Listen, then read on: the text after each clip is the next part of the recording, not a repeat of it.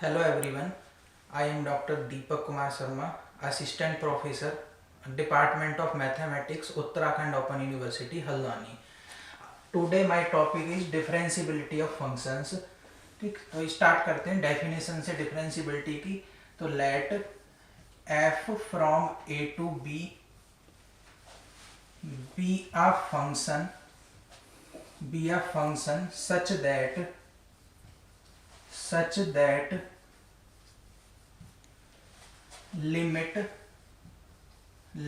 h tending to 0 f of c plus h minus fc upon h exist, then ये जो function होगा f, then function fx is differentiable at point c belongs to domain. ठीक, यानी कोई भी function है f हमारे पास, तो फंक्शन डिफरेंशिएबल फंक्शन होगा किसी पॉइंट c पर अगर ये limit h tending to 0 F C plus H minus F C upon H exist करे. ठीक, और इस लिमिट को इसके बाद हम दो तरीके से पढ़ सकते हैं, जिसमें एक लेफ्ट हैंड डेरिवेटिव और एक राइट हैंड डेरिवेटिव. तो दूसरी इसी की डेफिनेशन है कि लेफ्ट हैंड डेरिवेटिव, ठीक, जिसकी वैल्यू किसके इक्वल आएगी, limit h tending to 0 F C minus H minus का F C upon minus H, ये लेफ्ट हैंड डेरिवेटिव है.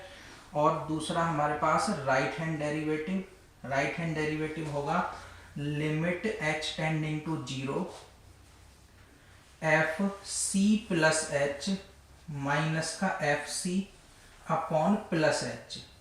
अगर left hand derivative right hand derivative के इक्वल आ गया, यानी जो लेफ्ट हैंड डेरिवेटिव हमारा अगर वो राइट हैंड डेरिवेटिव के इक्वल आता है, तो फंक्शन को उस पॉइंट पर डिफरेंशिएबल बोलेंगे कि तब फंक्शन क्या होगा, हमारे पास डिफरेंशिएबल होगा.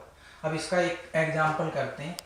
तो एक क्वेश्चन करते हैं. क्वेश्चन है हमारे पास कि F X equal to X square, ये कोई फंक्शन है हमारे पास, और इस फंक्शन को हमें डिफरेंशिएबल चेक करना है. ठीक, इसकी डिफरेंशिएबिलिटी चेक कर रहे हैं एट x इक्व टू, मान लो कोई जनरल पॉइंट ले लिया c. ठीक है, c कोई भी पॉइंट रियल नंबर का, उस पर इस फंक्शन की डिफरेंशिएबिलिटी चेक करनी है. तो लिमिट फॉर्मूले से चेक करते हैं कि लिमिट फाइंड करते हैं. Limit h tending to 0 f, function की लिमिट का फॉर्मूला था c प्लस एच माइनस का एफ सी अपॉन एच. इसमें वैल्यू रखते हैं. तो वैल्यू रखेंगे, हमारे पास आएगा लिमिट h टेंडिंग टू 0, जहाँ जहाँ पर फंक्शन में x होगा वहाँ पर हम c प्लस एच लगाएंगे. तो ये आएगा हमारे पास c प्लस एच का whole square minus F C का मतलब c का स्क्वायर अपॉन में h. ठीक, अब इसको थोड़ा सॉल्व करते हैं. होल स्क्वायर इसका ओपन करते हैं. तो होल स्क्वायर ओपन करने के बाद ये हमारे पास आया limit h tending to 0 a plus B का होल स्क्वायर यानी c का स्क्वायर प्लस h का स्क्वायर प्लस 2ch और माइनस c का स्क्वायर और अपॉन में हमारे पास है h. तो c square plus minus cancel हो गए, हमारे पास बचा h square plus 2h 2ch upon h. यहाँ से हम h कॉमन आउट ले सकते हैं, यानी हमारे पास बचेगा लिमिट h टेंडिंग टू 0 और ये हमारा h कॉमन आया, तो यहाँ पर बचा h plus 2c upon h. h से h कैंसिल, तो हमारे पास जो लिमिट बची वो बची लिमिट h टेंडिंग टू 0 और यहाँ हमारे पास बचा h प्लस 2c. अब h को 0 लगा देंगे. जब h को 0 लगाएंगे ये टर्म 0, ओवरऑल कितना आएगा 2c. ठीक, इसका मतलब ये जो लिमिट आई, ठीक है, ये क्या करती है, एग्जिस्ट करती है, क्योंकि c हमारे पास कोई भी नंबर हो, मान लो c की जगह 0 होगा तो इसकी लिमिट कितनी आ जाएगी 0. c की जगह 1 होगा तो लिमिट कितनी आ जाएगी 2 c इंटू. ठीक, c की जगह 3 होगा, लिमिट कितनी आ जाएगी 2 3 जा 6. यानी हर किसी पॉइंट पर कोई नंबर कोई भी हो, c की जगह कोई भी रियल नंबर हो, ये जो नंबर आएगा ये हमेशा क्या करेगा, एग्जिस्ट करेगा. इसका मतलब ठीक, इसका मतलब ये जो फंक्शन होगा वो डिफरेंशिएबल होगा कहाँ पर, c की हर किसी वैल्यू के लिए। ठीक, यानी इसका मतलब गिवन फंक्शन जो है F X equal to X square is differentiable for all, ठीक, for all c belongs to real number. तो ये एक फंक्शन है जो हमारा हर किसी पॉइंट पर डिफरेंशिएबल है। ठीक, इसके बाद एक और एग्जांपल करते हैं। तो सेकंड क्वेश्चन है हमारा, सेकंड क्वेश्चन लिखते हैं F X equal to mod X minus one. ठीक, ये क्वेश्चन है मॉड एक्स माइनस वन, और इसको हम डिफरेंशिएबल चेक करेंगे at X equal to one पर। तो जनरल डेफिनेशन भी यूज कर सकते हैं और left hand derivative right hand derivative का फॉर्मूला लगाकर भी हम डिफरेंशिएबिलिटी चेक कर सकते हैं। तो लेफ्ट हैंड डेरिवेटिव निकालते हैं इस बार, लेफ्ट हैंड डेरिवेटिव। तो लेफ्ट हैंड डेरिवेटिव का फॉर्मूला था limit h tending to zero F. ठीक, अब पॉइंट क्या है हमारे पास, c की जगह 1, तो 1 माइनस एच माइनस का f1 अपॉन माइनस एच, इसमें वैल्यू रखेंगे। तो वैल्यू रखेंगे हमारे पास आएगा limit h tending to zero, जहां भी फंक्शन में x होगा उसकी जगह 1 माइनस एच रखोगे, यानी ये हमारे पास आ गया 1 माइनस एच एक्स की जगह, माइनस 1 अलग है, माइनस का f1 आएगा हमारे पास 1 माइनस का 1 अपॉन में h, ये 1 से 1 कैंसिल हो गया। तो हमारे पास जो लिमिट बची वो बची limit h tending to zero, और ये हमारे पास बचा mod minus H minus 1 minus 1 वो जीरो हो गया अपॉन में माइनस का h। ठीक, ये माइनस साइन के साथ h था, यानी इसका मॉड ओपन करोगे तो प्लस h बन जाएगा, limit h tending to zero, तो ये हो गया हमारे पास h अपॉन में माइनस h से h कैंसिल हो गया, ओवरऑल माइनस 1 आया, और h टेंडिंग टू जीरो पर ओवरऑल लिमिट कितनी आएगी, माइनस 1, यानी जो लेफ्ट हैंड डेरिवेटिव है वो कितना आ गया, माइनस 1। इसी तरीके से जब राइट हैंड डेरिवेटिव निकालेंगे तो राइट हैंड डेरिवेटिव का फॉर्मूला बनेगा limit h tending to zero, ठीक है, फंक्शन में c प्लस एच आता है, यानी 1 प्लस एच माइनस का f1 अपॉन प्लस एच। अब इसको सॉल्व करते हैं, ये हमारे पास आया limit h tending to zero, ठीक है, 1 प्लस एच फॉर्मूले में रखेंगे जहां पर भी x होगा, यानी 1 plus H minus 1 minus f1 की वैल्यू आएगी 1 माइनस 1 अपॉन में h, फिर से ये कैंसिल हो गया। तो ये हमारे पास जो लिमिट आई वो आई limit h tending to zero, ये आ गया mod h 1 minus 1 zero upon h का मतलब आएगा बाहर प्लस h से h कैंसिल, ओवरऑल लिमिट कितनी आएगी 1। तो लेफ्ट हैंड डेरिवेटिव हमारे पास माइनस 1, राइट हैंड डेरिवेटिव हमारे पास कितना आ गया 1। Left hand derivative right hand derivative के इक्वल नहीं है, इसका मतलब फंक्शन डिफरेंशिएबल नहीं होगा, यानी since left hand derivative not equal to right hand derivative. इसका मतलब देयरफॉर ये जो फंक्शन था F X equal to mod X minus 1 is not differentiable at x equal to 1 पर। ठीक, तो mod x minus 1 x equal to 1 पर differentiable नहीं होगा। अब मॉड के फंक्शन किस किस पॉइंट पर डिफरेंशिएबल होंगे, किस पॉइंट पर डिफरेंशिएबल नहीं होंगे, वो हम डायरेक्ट भी पता लगा सकते हैं। ठीक, इसके लिए जनरल रिजल्ट है कि जहां पर भी मॉड जो होगा हमारा जीरो, जिस पॉइंट पर मॉड फंक्शन जीरो होगा उस पॉइंट पर मॉड फंक्शन कभी भी डिफरेंशिएबल नहीं आएगा।